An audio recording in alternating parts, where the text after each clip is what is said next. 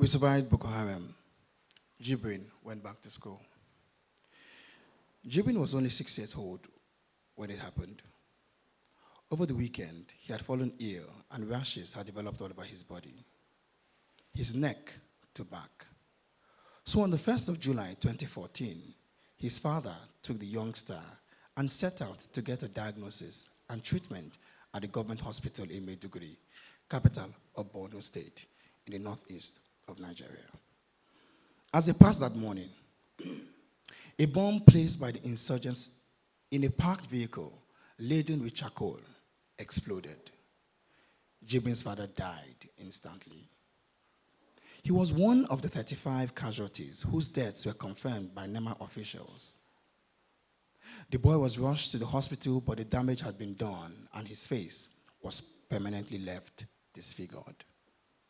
Now, he is one of 30 children being homeschooled, growing with other children his age in an atmosphere of love and friendliness, and getting to eat 3 square meals on a daily basis. Like the other children, Jibrin is also taught 6 subjects: English, Arabic, mathematics, social studies, history, and agriculture. Over the course of every week, by Malamuma, the father of the house, together with 3 other teachers who equally live there. Like the other children, Jibrin will also get a chance to be integrated into other schools in the metropolis and a chance at higher education in a couple of years. But there is work to be done. There are regular medical checkups, but reconstructive surgery is needed. And for now, he wears a mask on his face to keep his ears and skin in place. One big man visited the house and made a pledge to pay all his ongoing medical bills. But his pledge was only a pledge. The child needs more surgeries, many more surgeries.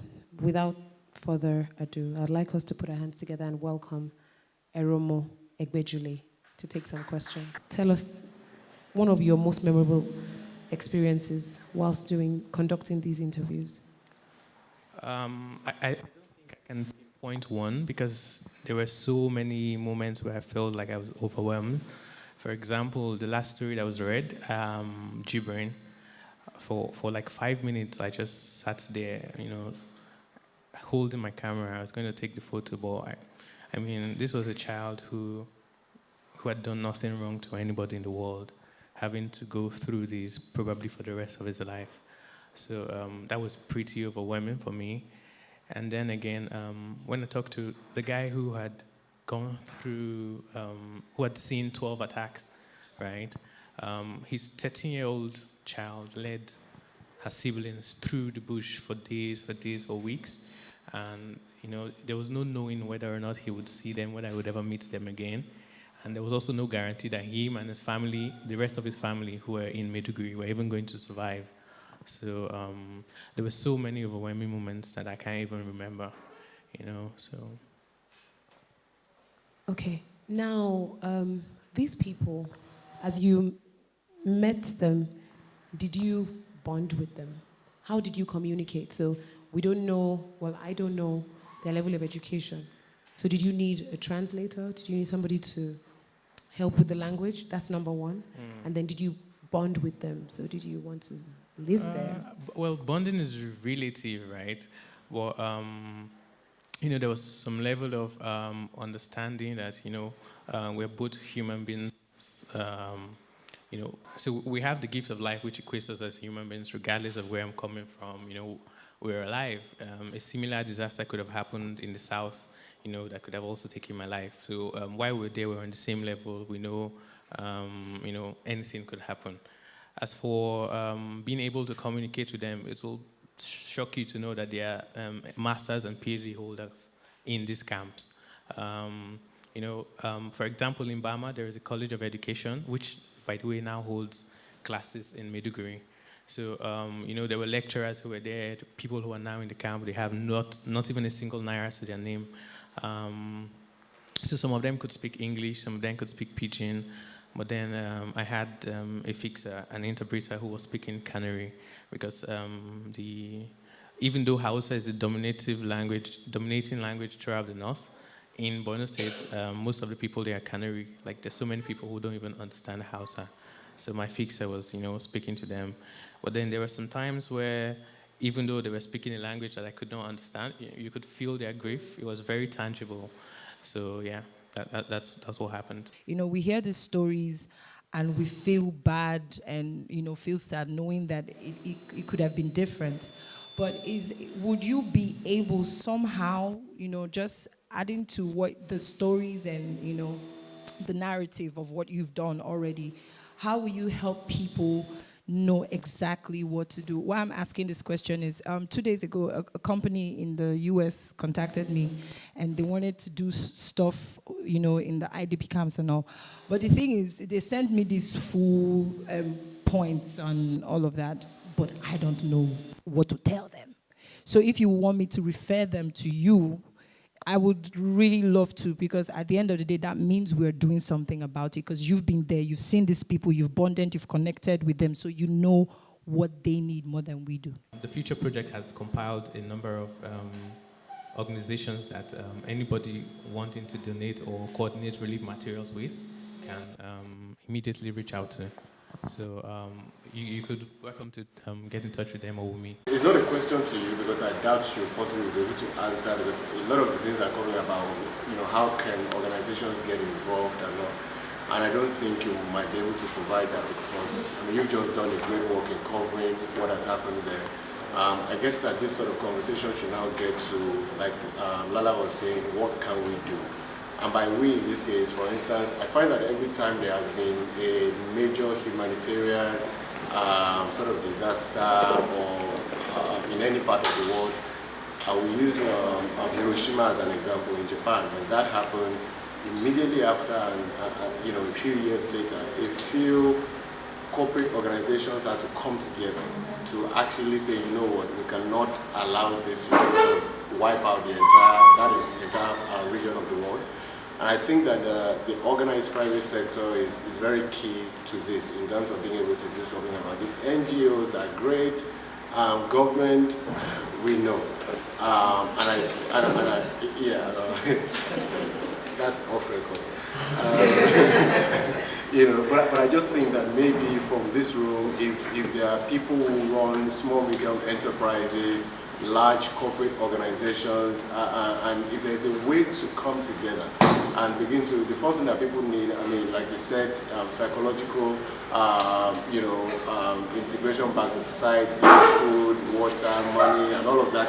If there's a way to sort of organize the private sector to start to get involved and start to sort of shine, put them on the spot, and literally, it has to start with some of us here that run companies that can come together and begin to use our different platforms to do something about it. But I think it's going to have to go beyond NGOs and definitely beyond government agencies to now private organizations that actually can creatively begin to do something about it. This question is necessarily not directed to you, but it's even also not directed to us in this room.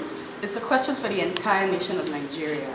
Because at some point we have to get to the point where we cannot keep having people who survived Boko Haram.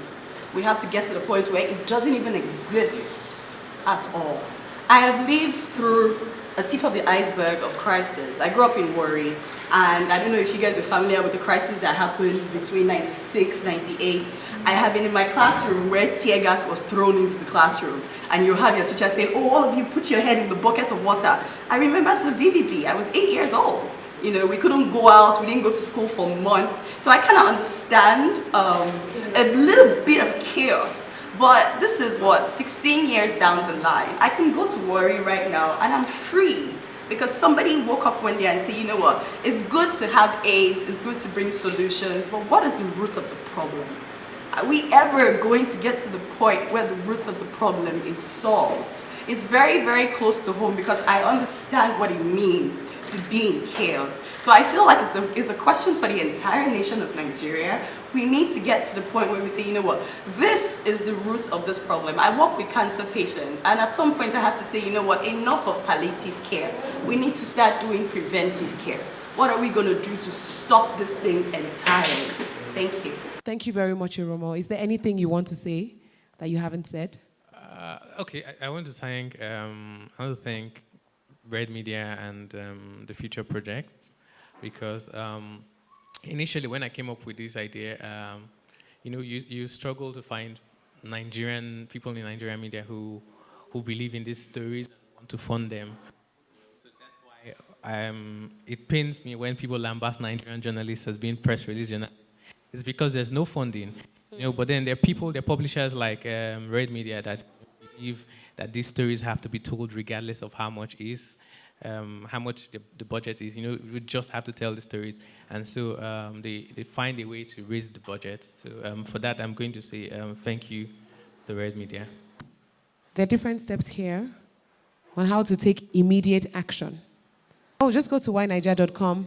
It's on the homepage. Please download this e-magazine and bond more with these stories.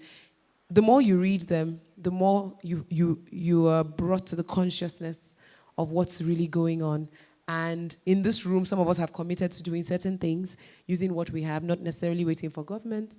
And he's charged us to commit from our pockets. Kola spoke about corporate bodies and people coming together to do things. We have to do things. The truth of the matter is, fora like these are good, but we need to take the conversation even further by doing something. So I'd like to call on the team lead, the Future Project, Bukola, to give the vote of thanks. Thank you very much. Once again, to read the full stories from the website, you can download it for free on whyniger.com and thefutureafrica.com. Also, to support, you can meet Eromod after the event and speak with him directly on how to donate. We already projected the organizations we are working with, so you can support. Thank you again for coming, and God bless you.